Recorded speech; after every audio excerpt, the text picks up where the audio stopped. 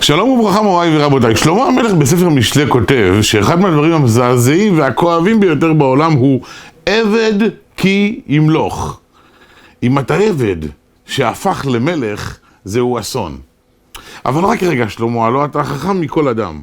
מה מפריע לך שעבד יום אחד זכה ונהיה מלך? האם לא ייתכן שהמאבטח יום אחד יהיה מנכ"ל החברה?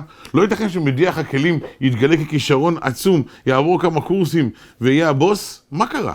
למה אנחנו כל כך מזלזלים בחייהם של העבדים עד כדי כך שאיננו מסוגלים, מוכנים או רוצים לשמוע שהם יום יבוא ויוכלו להיות מלכים?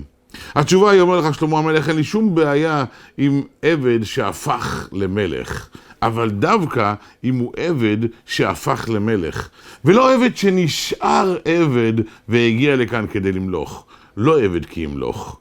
עבד שפשט את בגדי העבדות שלו והחליט שמהיום הוא מלך, אהלן וסהלן, נשמח לקבל אותו אצלנו כמלך. אבל אם העבד הזה רוצה להישאר עבד ועם כל זה למלוך, אנחנו לא מוכנים לקבל אותו, וזה אסון גדול.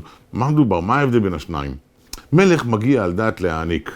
מלך מגיע על דעת לתת חיים, פרנסה ושפע לכל הנתינים שלו. לדאוג להם, לשמור עליהם, להילחם למענם, להפוך את העולם כדי שהם יהיו מאושרים. עבד מגיע על דעת לקחת. עבד מגיע על דעת לקבל. עבד רואה את עצמו, מלך רואה את העם.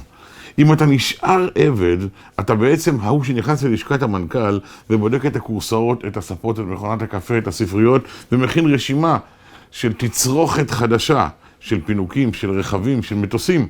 כי אתה חייב ליהנות מהחיים. אתה רואה את עצמך, אתה לא רואה את החברה ולא רואה את לקוחותיה. מלך רואה את האחרים.